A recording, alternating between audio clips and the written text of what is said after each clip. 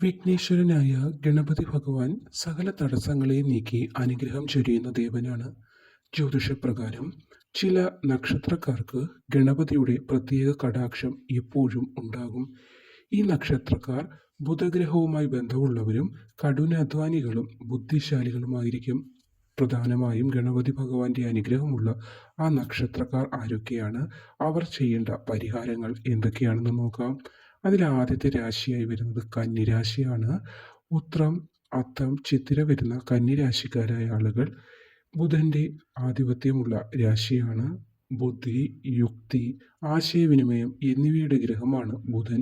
ഗണപതി ഭഗവാനും ബുധനുമായി അടുത്ത ബന്ധമുണ്ട്. അതിനാൽ കന്നിരാശിക്കാർക്ക് ബുദ്ധി കൊണ്ടും ഭാഗ്യം കൊണ്ടും നേട്ടങ്ങൾ കൈവരിക്കുവാൻ സാധിക്കും. തടസ്സങ്ങളില്ലാതെ വിജയത്തിന്റെ പടവുകൾ കയറാൻ ഗണപതിയുടെ കൃപ ഇവരെ സഹായിക്കുന്നതാണ്. ഇവർ ബുധനാഴ്ചകളിൽ ഗണപതി ക്ഷേത്ര ദർശനം നടത്തുക. ഗണപതി ക്ഷേത്ര ദർശനം നടത്തിയാൽ മാത്രം പോരാ, കറുകപ്പുല്ല് അല്ലെങ്കിൽ മുക്കൂറ്റി സമർപ്പിക്കുകയും വേണം. ഓം ഗം ഗണപതേ നമ എന്ന മൂലമന്ത്രം ജപിക്കുക. ദിവസം 108 ഉരു നിങ്ങളിത് ജപിക്കുന്നതും നിങ്ങളുടെ ജീവിതത്തിലെ സകല വിഘ്നങ്ങളും മാറി കൂടുതൽ ഭഗവാന്റെ അനുഗ്രഹവും അതോടൊപ്പം ബുധപ്രീതിയും ലഭിക്കുന്നതിന് സഹായിക്കും. മകയിരം, തിരുവാതിര, പുണർദം വരുന്ന മിഥുനം രാശിയുടെ അധിപനും ബുധനാണ്. ഈ രാശിക്കാർക്ക് ബുദ്ധിശക്തിയും ആശയവിനിമയ ശേഷിയും കൂടുതലാണ്.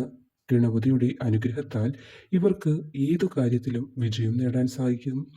ബിസിനസ്, പഠനം തുടങ്ങിയ മേഖലകളിൽ ഇവർക്ക് വലിയ പുരോഗതി ഉണ്ടാകുന്നതാണ്. ഇവർ ബുധനാഴ്ച ഗണപതി ക്ഷേത്ര ദർശനം നടത്തുന്നത് കൂടാതെ മോദകം നിവേദിക്കേണ്ടതാണ്. സിന്ദൂരം സമർപ്പിക്കേണ്ടതാണ്. ദേവീക്ഷേത്രങ്ങളിൽ ഗണേശ ഭഗവാനെ പ്രീതിപ്പെടുത്താൻ നിങ്ങൾക്ക് എന്തെല്ലാം ചെയ്യാൻ സാധിക്കുമോ അത് ക്ഷേത്രത്തിൽ പോയി സാധിച്ചില്ലെങ്കിൽ ഗൃഹത്തിൽ തന്നെ ഇരുന്ന് നാമോച്ചാരണങ്ങളും മതിയാകും. പച്ച നിറത്തിലുള്ള വസ്ത്രങ്ങൾ ധരിക്കുന്നതോ അല്ലെങ്കിൽ പച്ച നിറത്തിലുള്ള തൂവാല കയ്യിൽ കരുതുന്നതോ ഉത്തമമാകുന്നു. ഉത്രാടം, തിരുവോണം, അവിട്ടം വരുന്ന മകരം രാശിക്കാരുടെയും അധിപൻ ശനിയാണ്. ഗണപതിയോടൊപ്പം ശനിയുടെ അനുഗ്രഹവും ലഭിക്കുന്നതിനു വേണ്ടി മകരം രാശിക്കാർ ചെയ്യേണ്ട വഴിപാടുകൾ കൂടി ഇവിടെ പറയാം. ഇവർ കഠിനാധ്വാനികളും തുറന്ന മനസ്സുള്ളവരുമാണ്.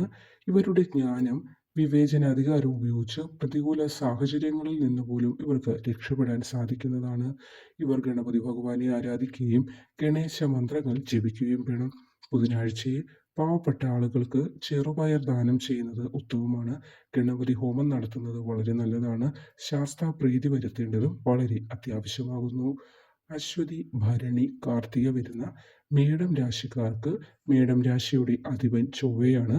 ഈ രാശിക്കാർക്ക് ധൈര്യം, സാഹസികത എന്നിവയൊക്കെ കൂടുതലായിരിക്കും.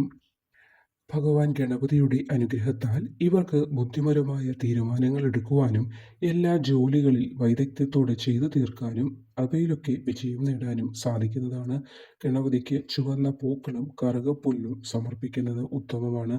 സാമ്പത്തിക പ്രശ്നങ്ങളിൽ നിന്ന് മോചനം ലഭിക്കാൻ ഗണപതി ക്ഷേത്രത്തിൽ സിന്ദൂരം സമർപ്പിക്കുന്നത് കൊണ്ട് സാധിക്കുന്നതാണ്. ഈ പറഞ്ഞ രാശിക്കാർ കൂടാതെ എല്ലാ രാശിക്കാർക്കും, അതായത് ഏത് മനുഷ്യനും ചെയ്യാൻ സാധിക്കുന്ന ഗണപതി പ്രീതിക്കായിട്ടുള്ള കുറച്ച് പൊതുവായ കാര്യങ്ങൾ കൂടി പറഞ്ഞു തരാം. എല്ലാ മാസവും വരുന്ന ചതുർത്ഥി ദിനത്തിൽ വ്രതം അനുഷ്ഠിക്കുന്നത് ഉത്തമമാണ്. ഗണപതി ഭഗവാനെ അന്നേ ദിവസം ഭജിക്കുന്നതും ഉത്തമം. ഗണപതിക്ക് പ്രിയപ്പെട്ട പലഹാരങ്ങളായ മോദകം അല്ലെങ്കിൽ കൊഴുക്കട്ട കൂടാതെ ഉണ്ണിയപ്പം, അവൽ എന്നിവ നിവേദിക്കുന്നത് ക്ഷേത്രത്തിൽ സാധിച്ചില്ലെങ്കിൽ വീട്ടിൽ തന്നെ പൂജാമുറിയിൽ നിങ്ങൾക്ക് ഇത് നിവേദിക്കാവുന്നതാണ് ഭഗവാന്. വീടിൻ്റെ കന്നിമൂല, അതായത് തെക്ക് പടിഞ്ഞാറേ മൂലയിൽ കറുക നട്ടു വളർത്തുന്നത് വളരെയധികം ഉത്തമമായിരിക്കും, ദോഷപരിഹാരമാകുന്നതാണ്.